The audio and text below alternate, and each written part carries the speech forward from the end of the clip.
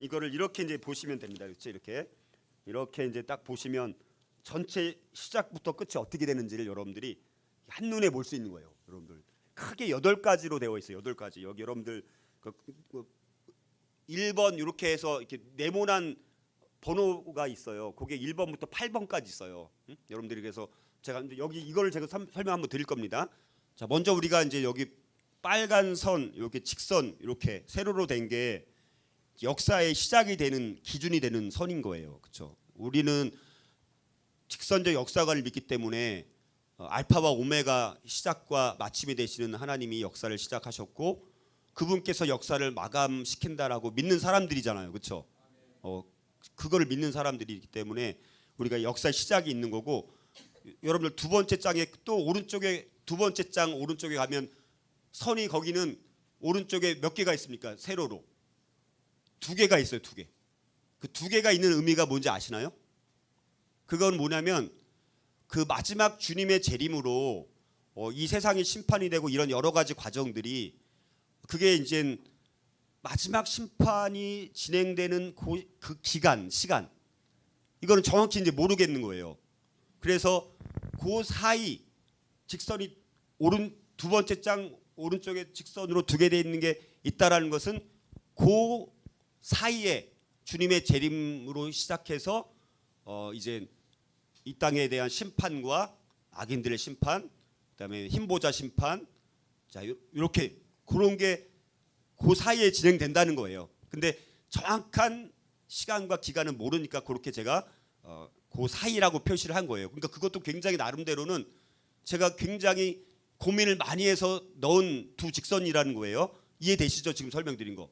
예. 그러니까 이게 어려운 내용이 아닌 거예요. 제가 설명드리는 거는 다 우리 초등학생들도 사실 이해할 수 있는 내용이라고 저는 그렇게 생각합니다. 그러니까 여러분들이 잘 들어보시면 좋을 것 같아요.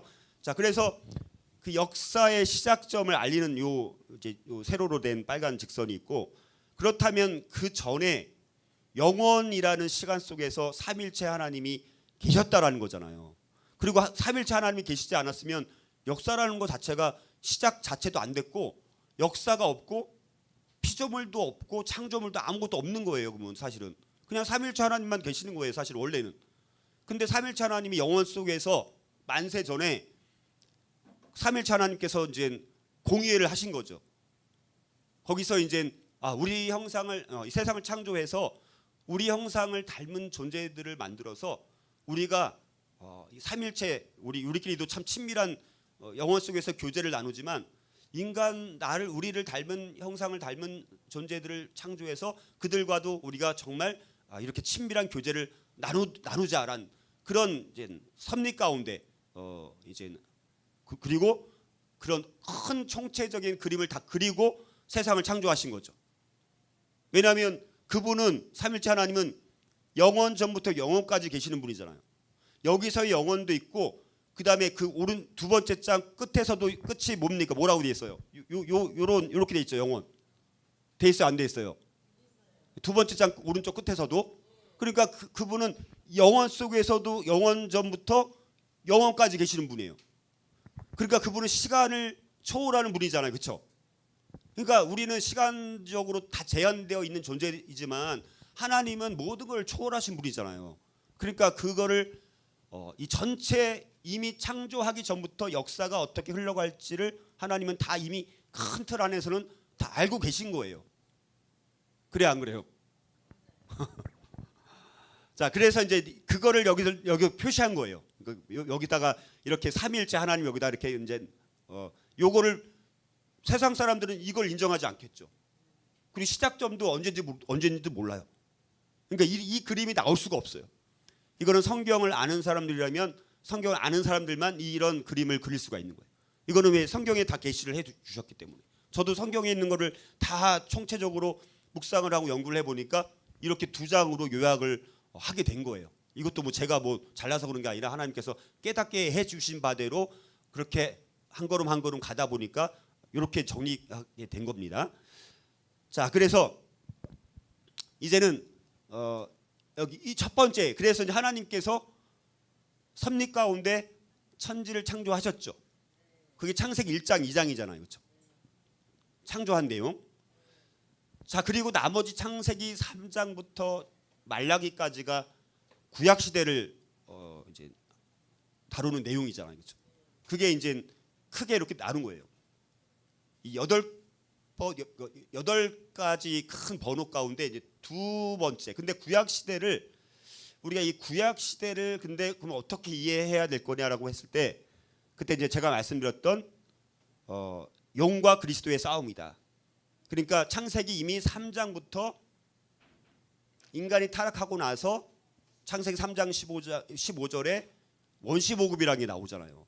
그러니까 인간이 타락하면 그걸로 끝나는 게 아니잖아요. 그렇죠? 그러면 하나님께서 그러니까 인간을 창조했더니 얘네들이 타락을 해버려 갖고 사탄이 뱀의 유혹을 받아서 인간이 타락을 해버렸네.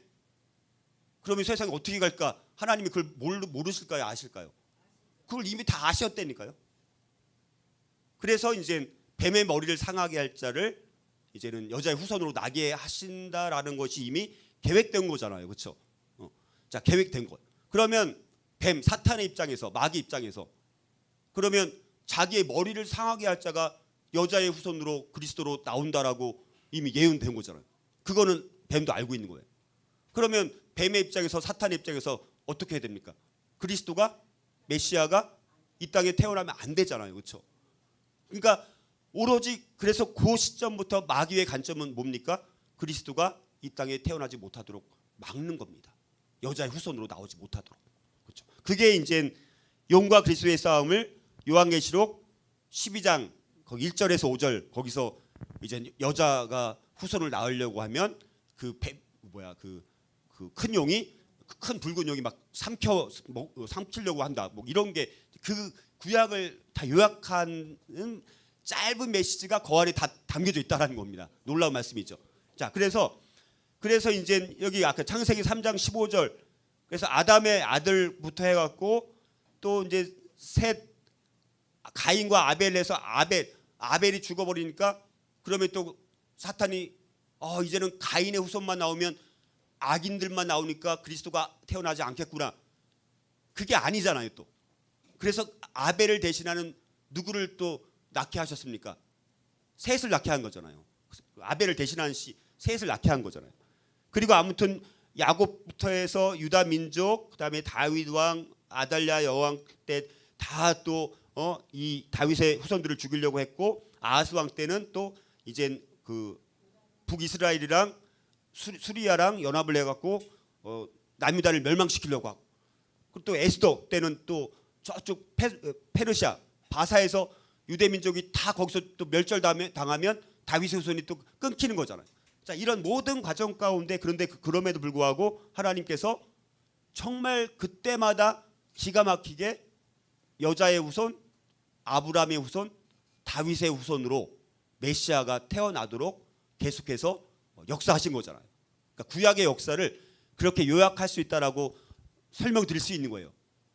구약에 그렇게 많은 내용이지만 지금 제가 말씀드린 것이 큰 틀에서 보면 그리스도와 용과의 싸움이라고 봤을 때는 그게 가장 큰 핵심인 거예요. 다른 것도 물론 중요한 사건들이 많이 있지만 그거는 이제 세부적인 거고 큰 틀 안에서는 용과 그리스도의 싸움이라는 거죠.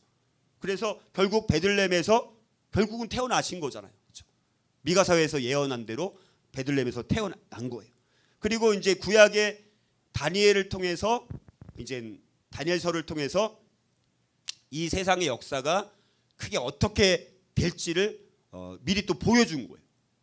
그래서 뭐 바벨론부터 해서 메데, 바사, 헬라, 로마 뭐 이렇게 해가지고 그렇게 예언될 것을 다 말씀하신 거잖아요. 그리고 그대로 역사가 됐어요, 안 됐어요? 그리고 이제 다니엘 9장에 보면 또 71회라는 게 또 나와요. 71회. 그래서 6일에 69일에 한 일에 이렇게 또 나오는 게 있잖아요. 그것도 역사의 큰 흐름을 전체 다니엘서는 그러니까 구약의 요한계시록 같은 거죠. 전체 역사의 큰 틀을 또 보여주는 거예요. 요한계시록은 굉장히 세부적으로 보여주고 있는 것이고 우리가 이제 그렇게 이제 보시면 이 다니엘서가 그래서 중요한 거구나. 그래서 다니엘서를 보면 역사가 어떻게 진행되는지를 큰 그림을 이제 보여주는 게 다니엘서다 이렇게 좀 말씀드릴 수가 있습니다. 자, 그래서 요게 이제 구약입니다. 이게 구약. 자, 그리고 세 번째 네모가 뭡니까? 세 번째 번호. 예수님이죠. 이제 예수님이 이제 역사에 이제 여기가 이제 굉장히 중요한 포인트가 되는 거죠. 예수님께서 성육신을 하신 거죠. 그 사탄의 방해에도 불구하고 성육신을 결국 하신 거예요. 이거는 이미 예정된 거예요. 그렇죠? 예정된 대로 성육신을 하신 거죠. 하나님이 육신의 몸을 입고 오신 거예요. 우리를 구원하시기 위해서. 그러니까 성육신도 굉장한 사건이죠. 그리고 지상생애에서 완전한 삶을 사신 거예요. 왜 완전한 삶을 사셔야 됐습니까? 완전한 삶을 살아야지 그분의 완전한 의가 우리가 예수를 믿을 때 그분의 의가 우리에게 옮겨지는 거예요. 십자가는 뭡니까? 우리의 죄가 예수님에게로 옮겨져서 우리가 의롭다 칭함을 받는 칭의가 되는 거예요. 그래서 예수님의 성육신도 중요하고 예수님의 이 땅에서의 삶에서 죄가 없이 흠 없이 완전한 삶을 사셨던 그분의 삶, 의로운 삶, 그래서 중요한 거예요. 그 다음에 십자가에서 이제 죽으신 거는 우리를 이제 속죄하시기 위해서, 속죄양이 되시기 위해서 우리의 죄를 대신 지시고 예수님이 죽으셔서 우리로 하여금 이제 하나님, 성부 하나님과 우리가 이제 관계가 끊겼는데 예수 그리스도를 통해서 하나님께로 갈 수 있는 길을 열어서 그 휘장, 그렇죠? 그 휘장이 갈라지는 사건이 일어났잖아요. 예수님이 이제 돌아가셨을 때 그게 그냥 일어난 게 아닙니다. 지성소 휘장이 이제 갈라진 거 찢어졌잖아요. 두 개로. 그걸 의미하는 거예요. 이제는 막힌 담이 다 이제 열려서 우리가 하나님께로 갈 수 있는 누구를 통해서 그리스도를 통해서 반드시 그리스도를 통해서만 그게 열린 겁니다. 그리고 그걸로 죽으심으로 끝나면 또 어떻게 됩니까? 그럼 예수님이 죽으셔서 무덤에 계셔서 그분이 그럼 어떻게 된가? 그거 안 되잖아요. 그것도 말이 안 되잖아요. 응? 그러니까 부활하신 거죠. 신령한 몸으로. 부활은 왜 중요합니까? 우리도 예수 그리스도를 믿는 사람들은 예수님께서 신령한 몸으로 부활하신 그 부활의 몸으로 우리도 동일하게 부활할 수 있도록 하기 위해서 먼저 본을 보이신 거예요. 우리도 그래서 예수님처럼 그 엄청난 신령한 몸으로 변화가 될 겁니다. 그거를 우리는 그리스도인들은 사모하는 사람들인 거예요. 자, 그래서 그 다음에 이제 하늘 올라가신 거죠. 승천. 그리고 이제 높임을 받으신 거예요. 이게 이제 요한계시록 12장 1절에서 5절을 요약하면 이거를 말씀하는 거다. 요한계시록 12장 1절에서 5절이. 그래서 3번이 그래서 중요한 거예요. 요게 됨으로 말미암아서 하늘에서 또 어떤 일이 있게 된 거예요. 하늘에서 이제 어떤 일이 생겼어요. 이제 미가엘을 따른 천사들과 그 다음에 큰 붉은 용 사탄을 따르는 이 타락한 천사들. 자, 그들이 하늘에서 전쟁을 이제 일으키게 됩니다. 근데 예수님께서 이 십자가 사건으로 승리하신 이 사건을 기초로 해서 이 하늘에서 이 전쟁에서 이 용은 패배해서 이 땅으로 내쫓겨 나게 된 거예요. 쫓겨남을 하늘에서 이제 이 여기 삼층천이라는 그 하늘에서는 이제 쫓겨나게 된 것입니다. 그러니까 쫓겨나니까 하늘에서는 승리의 그런 기쁨이 거기서 막 울려 퍼지고 그 다음에 이 땅으로 쫓겨난 요 사탄이 쫓겨난 거. 쫓겨난 이 사탄은 이제는 어떻게 합니까? 그 모든 분노를 교회와 성도들 향해서 이제 쏟아붓는 거예요. 그러니까 예수님께서 승리를 하시고 천사가 쫓겨난 사건 그 이후로 지금 한 몇천 년이 지났어요. 지금 한 2000년이 지난 거죠. 그러니까 2000년 동안 사탄은 모든 분노를 계속해서 교회를 핍박하고 성도들을 순교시키고 박해하고 핍박하고 이런 일들을 2000년 동안 해온 거예요. 그런 속에서도 그리스도인들은 오히려 역설적으로 망하는 게 아니라 거기서도 살아남는 거예요. 자, 그것도 다 계획된 거예요. 다 예언된 대로 진행되고 있다는 거예요, 역사.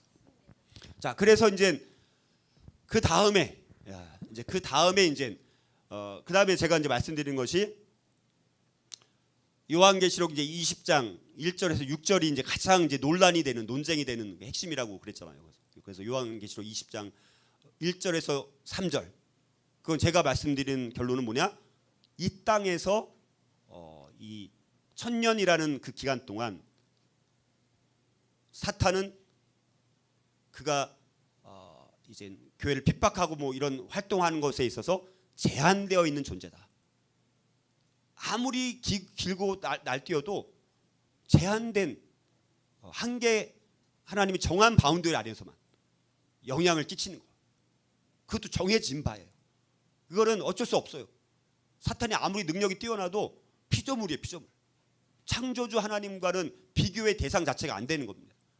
자, 그래서 이제는 요한계시록 20장 1절 3절이 바로 그런 부분. 그래서 그거는 예수님이 승천 이후에 이 신약 시대, 교회 시대, 그리고 교회 역사와 세상 역사 가운데 이제 있는 일들을 요약한 거다. 그다음에 요한계시록 20장 4절에서 6절은 요 천년이란 기간 동안 그러면 하늘에서 뭐가 있느냐? 하늘에서 여기 이게 이제 요게 이제 여기 하늘 삼층천 낙원 요걸 가리키는 거예요.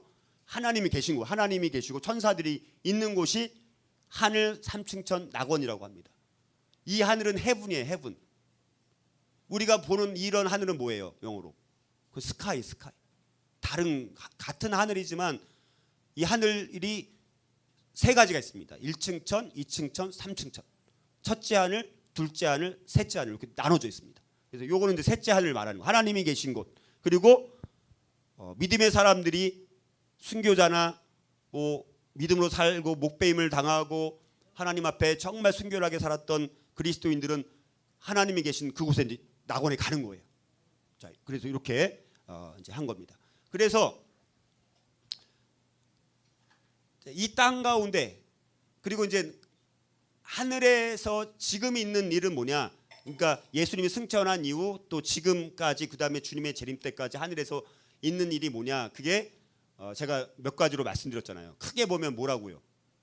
크게 보면 성부 하나님과 어린 양 예수님에 대한 모든 피조물과 피조세계의 예배와 경배와 찬양이 지금 하늘에서 진행이 되고 있다는 거예요. 우리 보이지 않지만 믿음의 순교자들도 그 삼층천 낙원에서 성부 하나님 어린 양 그리스도를 지금도 예배하고 경배하고 찬양하고 있다는 거예요. 우리도 만약에 지금 혹시 죽는다, 정말 우리가 예수님을 믿음으로 우리가 구원받아서 정말 진짜 참된 그리스도인으로 우리가 살다 지금 죽는다 하면 우리는 지금 어떻게 되는 거예요? 우리의 영은 삼층천에 올라가서 그들과 동일하게 하나님을 경배하고 있을 거예요. 그러니까 우리가 죽음에 대해서, 그래서 그리스도인들이 죽음에 대한 관점이 어떤 겁니까? 우리가 슬프고 비극이 아니라 그거는 정말 축복이라는 거예요, 사실. 그래서 우리가 천국 환송 예배 이런 걸 드리는 이유가 죽음이라는 것이 끝이 아니기 때문에, 그들의 영혼은 하늘에 올라갔기 때문에. 그러나 그들의 몸은, 육은 여전히 남아 있는 거예요. 그래서 나중에 주님의 재림 때, 그때 이제는 그 하늘에 있었던 우리의 영과 이 땅에 있었던 우리의 육이 이제는 그리스도처럼 신령한 몸으로 새롭게 완전히 그때 이제 부활되는 거예요. 자, 그런 그림입니다.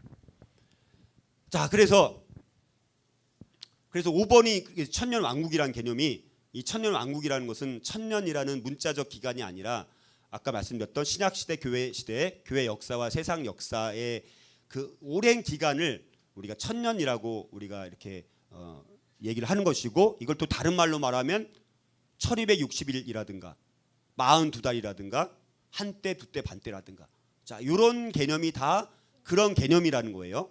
그렇게 여러분들이 이해하시면 되겠습니다. 자, 그 다음에 이제 여러분들 여기 이제 제가 중간지대라고 그게 났죠. 중간지대. 중간지대 요걸 놓은 이유는 요게 또 굉장히 중요합니다. 요게. 그래서 이제 사람들이, 그런데 우리가 자, 믿는 사람들은 딱 이 세상에 인류는 딱 두 부류밖에 없다라고 그랬잖아요. 그게 믿는 신자와 불신자, 신자와 불신자밖에 없잖아요. 그래서 제가 이제 여기다 표시한 게 여기 불신자입니다. 여기 거듭난 사람들, 중생한 사람들. 그런데 중립지대라는 것은 하나님이 인정을 해요, 안 해요? 인정하지 않는다. 너무나 많은 그리스도인들이 이 중간지대, 중립지대, 혼합지대, 이중국적자로 살아가려고 하는데, 이런 사람들은 이거는 장담을 못하는 거예요. 구원받았다라고 장담 못합니다. 이걸 분명히 우리가 이걸 알아야 되고. 자, 그래서 요한계시록에 보면 근데 이 불신자들을 주로 뭐라고 말하냐면 땅에 사는 자들 이렇게 말합니다. 주로 땅에 사는 자들. 그리고 이 거듭난 사람들을 주로 뭐라고 말하면 하늘에 사는 자들. 땅에 살고 있는 사람들도 믿는 사람들을 뭐라고 말하냐면 하늘에 사는 자들 이렇게 이제 말씀하는 거예요. 그리고 다른 뭐 14만 4천도 이 아래에 해당될 수가 있고 많은 예가 있는 거예요. 14만 4천. 또 여러분들 우리 믿는 그리스도인들도 뭐라고 말해요? 요한계시록에서 보면 14만 4천도 있고 또 흰옷을 입은 무리들 또 환난에서 막 뭐 나오는 자들 뭐 이렇게 나오기도 하고 종려가지를 뭐 들고 있는 사람들, 두 증인, 두 감람나무, 두 촛대, 두 선지자, 뭐 그리고 뭐 또 여러 가지 용어로 나오는 거예요. 그거는 그리스도인이라고 하지만 어떨 땐 그리스도인을 예수의 증거 때문에 목배임을 받은 사람, 이 사람들 그리스도인인 거예요. 14만 4천에 해당될 만큼의 삶을 살았던 사람도 그리스도인인 거죠. 하늘에 사는 자, 이 땅에서 살면서도 하늘에 사는 자들처럼 살았던 사람들도 그리스도인이라고 말하는 거예요. 그러니까 다양하게 이렇게 말씀을 하고 있다는 거예요. 그런데 이제 불신자들 그러면 요한계시록에서 뭐라고 그래요? 불신자들. 뭐 성 밖에 있는 사람들, 땅에 거하는 자들. 그다음에 거기 보면 뭐 거짓말하는 자, 뭐 음행하는 자, 뭐 이렇게 해서 막 그 지옥에 들어가는 명단들이 쭉 나오거든요. 그러니까 생명책에 기록되지 못한 자 예를 들어서. 그리고 여기 믿는 사람들은 생명책에 기록된 사람 이렇게 표현되기도 하고. 그러니까 그게 다른 사람들을 따로따로 말하는 게 아니라 그리스도인을 다른 말로 표현하고 있다는 거예요. 그렇게 하면 요한계시록을 읽을 때 이 사람이 생명책에 기록된 자, 이 사람도 그리스도인. 두 증인, 이 사람도 그리스도인. 뭐 두 감람나무, 이 사람도 그리스도인. 그러니까 그렇게만 보면 쉬운 거잖아요, 결국. 아니면 둘 중에 하나라는 거죠. 둘 중에 하나. 요한계시록 나오는 등장 인물들을 보면 둘 중에 하나라는 걸 여러분들 보시면 되는 거예요. 그것만 알아도 됩니다. 자, 그리고 이제 이 요한계시록에서 중요한 부분이 뭐냐? 그리고 여기가 이제 여기 생명의 다리예요. 생명의 다리. 요 그림이 뭘 의미하느냐면 생명의 다리라는 거예요. 그러니까 생명의 다리를 건넌 자들만이 이 부류에 속할 수 있다는 거예요. 그러니까 반드시 예수 그리스도라는 생명의 다리를 건너면 되는 거예요. 그래야 믿는 사람이 되는 거예요. 그리고 여기는 오순절 성령 강림 사건을 말하는 거예요. 그래서 왜냐면 이게 예수님이 이 땅에 오신 것 자체가 종말의 시작이고요. 오순절 성령 강림 사건도 종말이 시작됐다라는 두 번째 강력한 증거예요. 예수님께서 오신 거랑 그다음에 성령 강림 사건, 이거는 이미 다 예언된 것이 실제 성취된 거잖아요. 이거는 그거는 진짜 성경의 말씀대로 다 그대로 진행이 되는 거구나. 우리가 이렇게 알 수 있다는 것 아닙니까? 그렇죠? 자, 그리고 이제 요한계시록 거기 이제 20장 어디 보면요. 거기 이제 우리 여기 성도들의 진이라고 거기 나와. 성도들의 진. 이제 그게 이제 곡과 마곡의 전쟁이라고 하는데 이제 곡의 마지막 때만 일어나는 그런 것이 아니라 그 전에 이미 우리는 이렇게 진을 이루고 교회 공동체가 이스라엘 백성들이 광야에서 성막을 중심으로 진을 이룬 것처럼 우리 이 땅의 모든 성도들 교회들도 정말 진짜 교회 진짜 성도들이라면 이렇게 진을 이루고 지금 마지막 그 새 예루살렘 성을 향해서 지금 행진을 하고 있다는 거예요. 우리는 그 행진 가운데 있다는 거예요. 그래서 교회 연합도 사실은 중요한 거예요. 그래서 그런 면에서. 자, 그런 그림을 여기서 이제 가리키는 거예요. 요거는. 자, 그리고 이제 요게 이제 밑에 있는 게 굉장히 중요합니다. 요 전체 요만큼 요 내용이 뭐냐? 악의 세력을 다 여기다가 이제 몰아놓은 거예요. 악의 세력이 어떻게 구조를 이루고 있는지 이걸 보여주는 거예요. 자, 그래서 여러분들 요한계시록 13장에 보면 바다에서 올라오는 짐승이 나오고 땅에서 올라오는 짐승이 나온다. 이것도 제가 수없이 많이 말씀드렸잖아요. 그렇죠? 그래서 바다에서 올라오는 짐승, 땅에서 올라오는 짐승. 요거를 이제 요한계시록 거기 19장에 보면 요 바다에서 나오는 짐승을 그냥 짐승이라고 말하고 땅에서 올라오는 짐승을 그냥 거짓 선지자라고 또 말을 해요. 그러니까 두 짐승은 하나는 그냥 짐승이라고 말하고 또 하나는 거짓 선지자. 두 가지가 두 짐승을 가리키는 거예요. 그래서 사탄이 대장이죠. 그렇죠? 사탄 마귀가 대장입니다. 그리고 밑에 직속 부하처럼 강력한 영향력을 끼치는 존재가 바다에서 올라오는 짐승과 땅에서 올라오는 짐승. 바다에서 올라오는 짐승은 주로 정치적인 폭군 같은 역할입니다. 정치적인 악의 중심이 되어서 이 세상의 정치권을 장악하면 제일 영향력이 많은 게 뭡니까? 정치잖아, 정치. 정치가 그래서 사실 중요한 겁니다. 정치권을 위해서 우리가 기도가 너무 많이 필요해요. 우리나라도 마찬가지입니다. 이 정치권이 정말 문제가 생길 때는요, 우리는 소망이 없는 거예요. 왜냐하면 정치권이 모든 걸 장악하기 때문에 아무리 돈이 많아도 권력, 정치 앞에는 이길 수가 없습니다.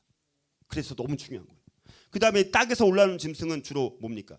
주로 이제 종교를 통해서, 종교를 통해서, 혹은 이데올로기 이런 걸 통해서, 학문을 통해서, 이념을 통해서 이렇게 이제 영향력을 끼치는 게 땅에서 올라오는 짐승입니다. 근데 사탄도 열뿔을 갖고 있어요. 그리고 바다에서 올라오는 짐승도 열뿔을 갖고 있습니다. 그러니까 사탄이 열뿔을 갖고 있다는 것은 전 세계적으로, 전 지구적으로 10개의 영역. 근데 10개의 영역은 나누는 거는 사람마다 다를 수가 있어요. 뭐 정치, 경제, 문학, 예술, 과학, 뭐 철학, 뭐 문학, 뭐 해서 뭐 많은 뭐 예술 이렇게 해서 그런 영역의 전 세계적인 그런 10가지 영역에 사탄이 그 열불을 가지고 장악하고 있는 거고, 이 바다에서 올라오는 짐승은 뭐 지역별로 아니면 나라별로 좀 그 밑에 하위권에서 열불을 가지고 이런 여러 가지 이 영역을 이제 장악하고 있는 거예요. 근데 그 큰 틀은 정치를 가지고 이제 주로 좌우를 하는 거죠. 자, 그래서 이게 그래서 악의 삼일체 그 하나님 삼일체 하나님 그것과 똑같은 개념은 아니지만 악의 삼일체라고도 이렇게 말을 하는 겁니다. 그래서 이들이 굉장히 이제 중요한 존재고, 그리고 그 밑에 완전 쫄개들이 뭡니까? 귀신들인 거죠. 타락한 천사들. 요게 이제 완전히 얘는 쫄개들. 얘네는 바다에서 올라오는 짐승과 땅에서 올라오는 짐승은 조금 이제 대장 장군 같은 뭐 그런 역할이라고 볼 수가 있는 거예요. 자, 그리고 이제 중요한 게 이제 또 요한계시록 17장 18장에 나오는 큰 음녀, 큰 성 바벨론. 요거는 쉽게 말하면 이 세상의 경제적인 시스템이라든가 어떤 이 음행과 사치라든가 이런 세속적이고 세상적인 어떤 그런 시스템을 갖고 있는 존재가 큰 음녀, 큰 성 바벨론이라고 할 수가 있는 거예요. 근데 이 큰 성 바벨론이 어떤 성격을 갖고 있는지를 요한계시록 11장에 보면 거기 이제 이 큰 성 바벨론이 어떤 성격인지를 몇 가지로 예시를 주는 거예요. 하나가 뭡니까? 소돔이라고 말하는, 애굽이라고도 말하는.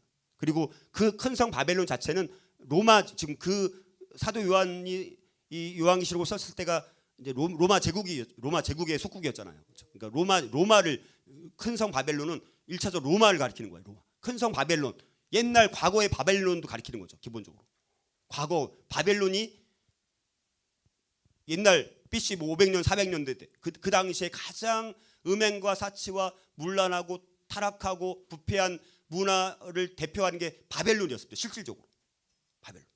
그리고 로마 제국 시대는 기독교가 들어가기 전에는 로마 또한 타락에 뭐 너무 타락하고 부패한 그런 이제 제국이었던 거죠. 그게 다 실제 과거의 바벨론을 가리키고 실제 로마 제국을 가리키는 거예요. 큰 성 바벨론이 이제 상징하는 거가. 그리고 또 하나는 소돔과 애굽이라고도, 소돔이라고도 하고 애굽이라 영적으로 말합니다. 그러니까 그거를 설명을 해줘요. 요한계시록 11장 8절에 보면 그 큰 성 바벨론이 소돔이라고도 하고 애굽이라고도 한다. 그래서 소돔이라는 건 뭡니까? 제가 계속 말씀드린 것처럼 이 세상 이스라엘 백성들이 노예가 됐던 곳이잖아요. 그러니까 이 큰 성 바벨론은 쉽게 말하면 이 세상을 가리키는 거예요. 근데 그 세상을 큰 음녀, 큰 성 바벨론이라고 말하고, 그 다음에 로마라고도 볼 수 있고, 소돔과 애굽이라고 말하고, 소돔같이 이 세상이 어떤 곳이라는 거예요. 이 세상은 악한 이 존재들에 의해서 통제를 받는, 감시를 받는, 그리고 그렇게 예언된 대로 이 세상은 점점 더 소돔처럼 가는 거예요. 아니, 애굽처럼 가는 거예요. 소돔처럼 가는 거죠. 그러니까 소돔은 그러니까 여기 타락한 문화, 애굽인 조금 아까 이제 그런 통제 사회, 감시 사회를 말하는 것이고, 소돔은 이제 타락한 거, 타락을 통해, 쾌락을 통해서. 그래서 막 동성애가 지금도 이제 동성애 이런 게 막 축제, 퀴어 축제 뭐 이런 게 막 해가지고 학교에서도 다양한 성이 있다는 걸 막 오히려 가르쳐요. 그리고 막 이 성관계하는 이런 것도 애들이 다 그걸 또 보고 배운다니까요. 그리고 요즘 마약이 중학생들 중학교 애들까지도 마약이 이제 막 침투해서 완전히 뭐 소돔처럼 가는 거예요. 그리고 세상은 애굽처럼 가는 거죠. 통제 사회가 점점 되는 거죠. 점점 자유가 없어지는. 자, 그렇게. 그리고 주께서 십자가에 못 박히신 곳, 구 예루살렘.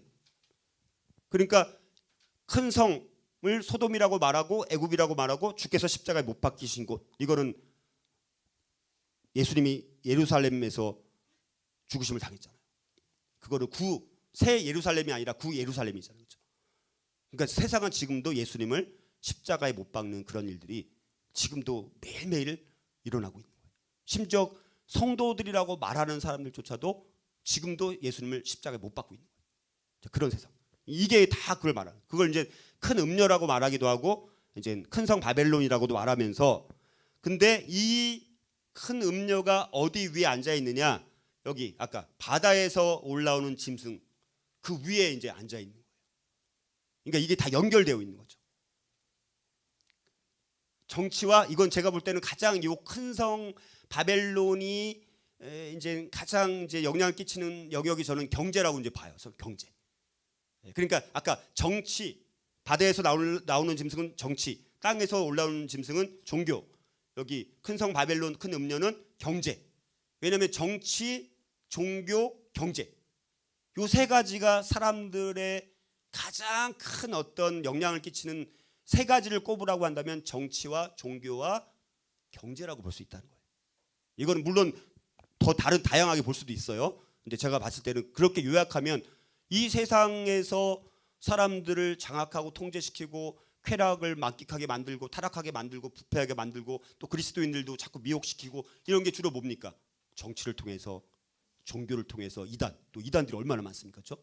그리고 거짓된 이념, 거짓된 이데올로기. 그다음에 경제. 다 돈이 이제 우리의 우상이 되는 거예요. 만본이지. 그리스도인들조차도 돈 앞에서는 많이 무너지는 거죠. 그렇게 사탄은 이런 구조, 이런 전체적인 이런 시스템 속에서 그리스도인들이 살아가야 되니까 이게 쉬운 일이에요, 안 쉬운 일이에요?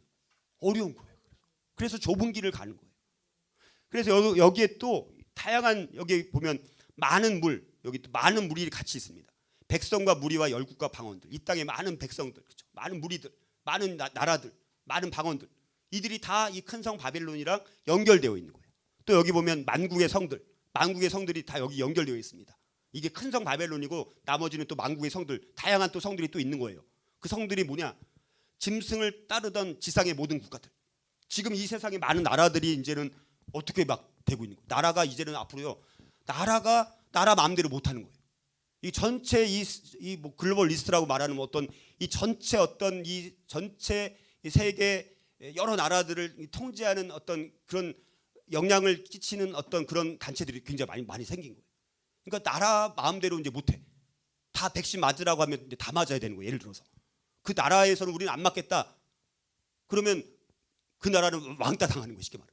그러니까 이렇게 짐승을 따르는 지상의 모든 국가들 이게 다 큰 성 바벨론이랑 다 엮여 있는 거예요.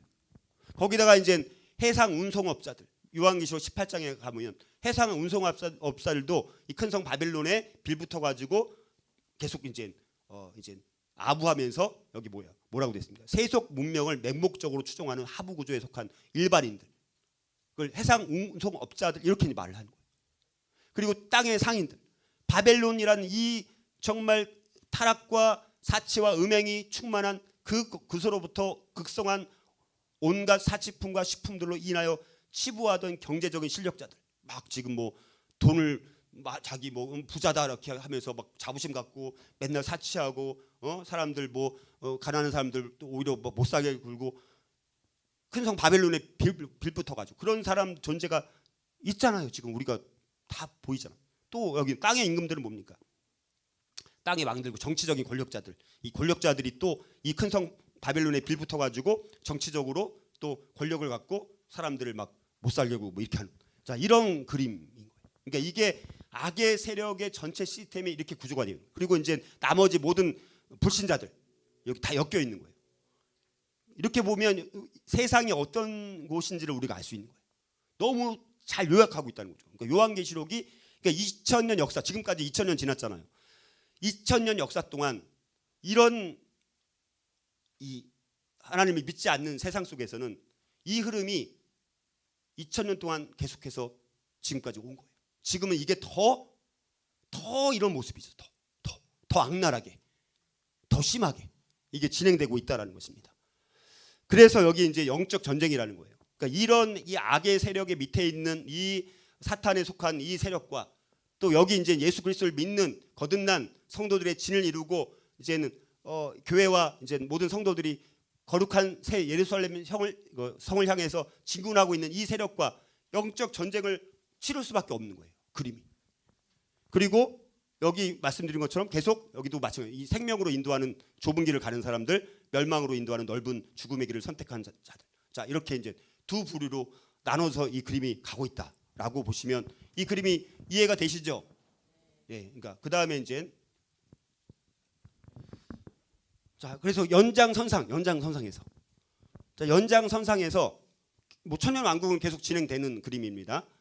그런데 이제 제가 말씀드렸던 것처럼 하늘에서는 믿음으로 살았던 사람들이 하나님을 경배하고 찬양하고 또 거기 뭐 탄원하고 또 안식을 하고 있고 쉼을 누리고 있고 또 그렇게 이제 하고 있는데 천년이라는 그 기간 동안 이 땅에서는 무슨 일이 있느냐?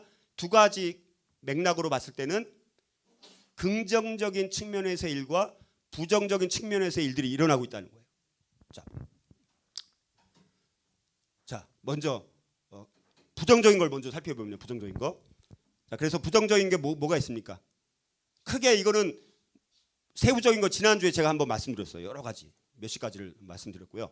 요거는 정치, 자연, 영적인 사건들이 크게 보면 이 안에 다 바운드리 있습니다. 정치적으로, 사회적으로 극심한 사회적 혼란이라든가 뭐 타락이라든가 부패라든가 부정부패 뭐 이런 악한 일들 이런 게 계속 지금 많이 일어나고 있는 거예요. 그다음에 자연적인 사건들 여러 가지 뭐 자연재해 그렇죠? 그다음에 영적인 사건들 영적으로 이제 타락한 여러 가지 일들 이런 게 지금 많이 일어나고 있는 거잖아요. 그렇죠? 근데 이런 일들이 여기 맨 밑에 보면 마지막 때 말세 종말의 징조들은 점점 더 심판의 강도가 강화되고 심화되고 혹독해지고 있다. 그래 안 그래요? 그렇잖아요. 그리고 빈도수가 점점 증가하는 거예요. 뭐 지진 같은 것도 지진도 숫자가 이제 빈도수가 점점 많아지는 거예요. 산불도 점점 많이 일어나고 뭐 이런 거. 땅이 오염되는 거 더 많이 일어나고. 자, 그다음에 범위가 지역적이 아니라 전 세계적으로 광범위해지고 있고 전 세계적인 현상화가 되고 있다는 거예요. 범위. 그렇죠? 뭐 코로나 같은 거 보세요. 어느 한 지역에서 일어난 게 아니라 전 세계로 다 오염되는 거예요. 그다음에 이제 속도가 점점 더 빨라지는 거예요. 속도가 점점 더 빨라져요. 그러니까 이런 정치적인 이런 악한 일들, 자연적인 재해라든가 영적으로 타락한 이런 여러 가지 이런 일들이 점점 더 강화되고 빨라지고 빈도수가 많아지고 있다. 그것은 그만큼 뭡니까? 주님의 재림이 가까워지고 있다는 증거인 거예요. 그리고 우리가 또 모르는 어떤 영역이 있을 수 있으니까 제가 봤을 때는 구약과 신약의 모든 예언이 이제 완벽히 다 성취되는 그때는 주님이 재림한다는 거죠. 어느 어떤 하나만 보고 우리가 주님의 재림 이렇게 보는 게 아니라 이런 전체적으로 통합적으로 전체적으로 봐야지 우리가 실수하지 않고 협소하지 않게 더 전체 성경의 메시지를 중심으로 우리가 주님의 재림을 맞이할 수 있다라는 거예요. 그러니까 이런 걸 보더라도 그 다음에 이제 여기 이제 그렇게 이렇게 부정적인 일들만 일어나는 게 아니라 긍정적인 측면에서 일이 일어난다는 거예요. 그게 이제 성령의 폭발 사건, 성령과 종말과는 밀접한 관련이 있는 거예요. 그리고 오순절 성령 강림 사건이 이미 일어났잖아요. 그만큼 이제는 종말이 진행되고 있다. 그 다음에 모든 나라에 복음이 선포되는 거예요. 복음이 세계적으로 전파되는 거예요. 이방인의 충만한 수가 채워져야 돼요. 그 다음에 이스라엘이 회복된다라고 우리가 얘기를 하는데 이스라엘 유대인들도 충만한 수가 채워져야 돼요. 유대인이라고 다 구원받는 게 아닌 거죠. 유대인들도 예수님을 믿는 사람들만 구원을 받는 거예요. 유대인들이라는 내가 혈통적으로 유대인이기 때문에 구원받는다. 이런 거는 아닌 거예요. 유대인들 가운데도 예수 그리스도를 믿어야지만 구원을 받는. 그러나 마지막 때가 되면 유대인들 가운데 예수님을 메시아로 믿는 자들이 더 많이 이제 어쨌든 이 하나님께서 구원하기로 작정된 영혼들이 들어와야 되니까 그런 유대인들의 회복이 좀 일어나겠죠, 역사적으로. 그리고 이미 1948년에 이스라엘이 독립된 사건. 그거는 그만큼 이제는 마지막이 더 가까워지고 있다라는 분명한 또 증거라고 볼 수 있다는 것이죠. 그리고 교회의 부흥과 회복의 역사가 또 일어난다. 그리고 하나님의 말씀의 굶주림을 느끼고 진리를 찾고 하나님의 말씀을 통해 그들의 지식이 점점 증가하는 그런 사람들이 점점 늘 거다. 이제 이것도 저는 가능성이 있다고 봐는 거예요. 우리가 코로나 때 보면 코로나 때 오히려 부흥한 교회들이더라고요. 그런 교회들은 더 말씀에 더 충실하고 더 강력한 하나님의 말씀을 선포했던 교회들이 더 이제 부흥을 했던 것 같아요. 어쨌든 말씀에 정말 굶주림을 갖고 진리를 어디서도 자기 교회에서 못 듣는 거예요. 그래서 그 진리를 찾으러 나서는 굶주림, 진짜 진리의 굶주림 사람들이 이제 생기게 된다는 거죠. 더 앞으로. 그리고 하나님 그리스도의 통치, 교회의 통치. 여전히 지금 사탄이 이렇게 발악을 하고 난독을 부려도 여전히 이 땅 가운데 그리스도의 통치는 진행되고 있고, 그다음에 우리 그리스도인들은 이 땅에서도 왕 같은 제사장, 그리고 하늘 천상교회에서도 그리스도와 더불어서 왕 노릇하고 제사장 특권을 갖고 있는 것. 자, 그리고 하나님 나라가 현재, 하나님 나라가 아직 임하지는 않았지만 현재적으로 진행되고 있다. 아직 이미 진행되고 있고 아직 임하지 않은 거죠, 완전히. 그래서 이런 이미와 아직 긴장 속에서 우리가 살고 있다. 이런 긍정적인 일들. 그러니까 우리는 여기에 계속 이런 일들 가운데 우리가 속해 있어야 되는 거죠. 그리고 이런 일들 가운데 우리가 쓰임 받아야 되는 것이죠. 자, 이게 이제 전체적인 큰 흐름이라는 것이죠. 그런데 여러분들 요한계시록 6장에 보면 7인 재앙이 나오잖아요. 그렇죠? 그다음에 7 나팔 재앙은 어디 나와요? 요한계시록 몇 장에 나와요? 15장, 16장에 나와요. 대충 어디 나오는지 알아야 돼요. 15장, 16장. 그러니까 이거는 7인 재앙이 있고 7 나팔 재앙이 있습니다. 이 중에 이제 다는 아니지만 몇 개의 재앙은 이제 여러 가지 큰 이제 이 땅의 심판의 어떤 재앙들이 일어나는 거죠. 근데 7 나팔 재앙은 이거보다 더 강력합니다. 더 세요. 그거는 아까 말씀드렸던 이런 거의 일환이라고 보면 돼요. 그러니까 여러분들이 막 복잡하게 몇째 인이 모였더라, 몇째 나팔 재앙이 모였더라, 이거 다 몰라도 돼요. 거기까지. 단지 요거를 요약해 준다라고 보면 돼요. 밑에 있는 이런 거를 이제 상징적으로 보여주는 거예요. 거기에는 뭐 여러 가지 뭐 자연재해도 있고 여러 가지 다 있어요. 그러니까 아까 말씀드렸던 여기서 말하는 그런 예들이 거기 다 있어요. 자, 그래서 이제 7인 재앙에서 7 나팔 재앙. 그다음에 그러면 마지막 재앙이 뭡니까? 7 대접 재앙이잖아요. 7 대접 재앙. 그건 이쪽에 있습니다. 이쪽.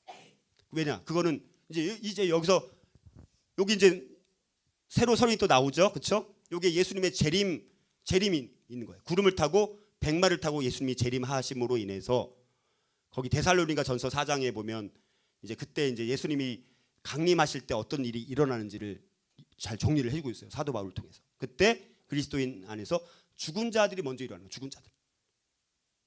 죽은 자들 이 사람들은 몸이 남아 있는 거잖아요. 근데 영은 하늘에 있는 거잖아요. 그 영과 육이 이제 부활한 몸으로 그들이 이제 부활한다라는 걸 의미하는 거예요. 하늘에서 예수님이 그러니까 재림하시는 거기서. 그다음에 살아있는 그리스도인들은 그들과 함께 이제 우리가 그냥 부활을 한 채로 이제 올려지는 거예요. 부활한 채로. 죽지 않았으니까 우리는. 그리고 공중에서 주님을 이제 만나는 거예요. 이 모든 죽은 자들, 또 우리 지금 살아있는 자들. 그래서 거기서 주님을 만나서 그 다음에 이제 거기서 이제 그리고 여기 이제 큰 6번, 여기 6번입니다. 6번은 그래서 1-A, 6-1B, 또 6-2-A 이렇게 또 이게 다 약간 요 순서적으로 큰 흐름은 이렇게 진행되는데 기간과 시간 차이는 얼마인지는 정확히 모르기 때문에 요 두 빨간 직선 세로로 된 거 그 안에 넣는 거예요. 요게 주님의 재림으로 마지막 이제 새 하늘과 새 땅이 시작되는 그 전까지 요게 진행된다는 그림입니다. 이 그림 이해되시죠? 자, 그리고 이제 심판이 진행되는 거예요.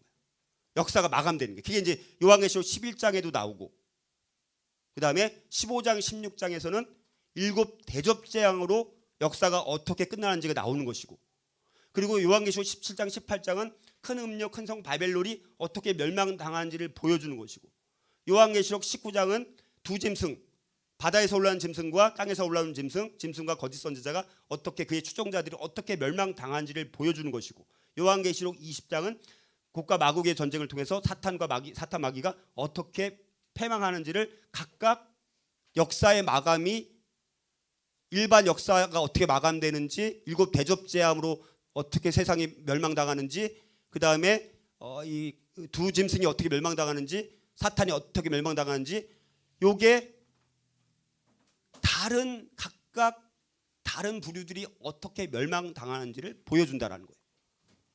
그래서 이 악의 세력이 어떻게 심판받는지 요 내용인 거예요. 그 다음에 큰 일곱 번째가 뭐냐? 이제 다 행위대로 심판을 받아야 되잖아요, 그렇죠? 그게 이제 흰보자 심판이라고 하는 흰보자 심판. 흰보자 심판을 통해서 이제 다 이제 너는 이 정말 화 맞을 이 인간아. 그래서 정말 예수 그리스도를 믿지 않고 정말 뭐 교회를 핍박하고 뭐 살았던 사람, 아니면 교회를 다녔는데도 교회 다녔다고 구원받는 게 아니라 무늬만 유사 그리스도인으로 그냥 명목상 그리스도인으로 살았던 너는 교회는 다녔지만 너 나 정말 안 믿었잖아. 너는 지옥이야. 뭐 이런 식으로 예를 들어서 그게 이제 일곱 번째 흰보자 심판. 그리고 이제 그리스도인들은 너 참 그렇게 그 무슨 교회처럼 빌라델비아 교회처럼 참 작은 능력을 갖고 있었지만 너 너무너무 충성스럽게 나를 위해서 이렇게 섬겼구나. 그게 이제 우리 소아시아 일곱 교회의 모습이 이제 우리가 어떻게 해야지 구원 받는지 안 받는지 거기 다 나와 있는 거예요, 사실은. 그게 기준이 될 수 있는 거예요, 사실은. 그리고 이제 우리가 또 칭찬을 하나님 앞에 받는 거죠. 상급을 받는 거죠. 그리고 마지막 여덟 번째가 뭡니까? 결국은 둘 중에 하나입니다. 인류도 두 부류밖에 없는 것처럼 결과도 두 개밖에 없어. 하나는 영생을 얻어서 천국으로 가느냐, 새 하늘과 새 땅에서 영원히 사느냐, 아니면 수치를 받고 수욕을 받고 영벌을 받고 지옥에 떨어져서 영원히 고통 가운데 영원한 불못에서 사느냐. 결과는 둘 중에 하나로 간다는 거. 이것도 중간지대가 없는 거죠. 결국 어느 한쪽에 속할 수밖에 없다는 거예요. 이 그림이 바로 그런 그림이에요. 이것도 그래서 전체적으로 영적 전쟁이라는 거죠. 자, 이렇게 해서 이 두 장으로 제가 다시 여러분들에게 최대한 한번 요약을 한번 해드렸습니다. 그래서 우리가 결론이 뭐냐? 그래서 계속 우리가 이 그림을 계속해서 보면서 이거를 큰 그림을 계속 가지고 우리가 살아가야 되는 거예요. 날마다. 나는 그러면 이런 역사의 큰 줄기 안에서 나는 어떻게 살 것인가? 그걸 날마다 우리가 고민해보고 질문을 던져보고 그러면 우리는 어떻게 살 것인가? 그래서 그걸 다시 한번 다져보고 그래서 계속해서 마라나타 신앙을 아멘 주 예수여 오시옵소서 계속해서 이 신앙 고백을 할 수 있는 사람으로 살아가는 것이고 그래서 하나님 나라 제자도 결국 우리가 제자로서 우리 이 삶을 살아가는 거 이게 이제 우리가 살아가야 될 모습이라는 것입니다.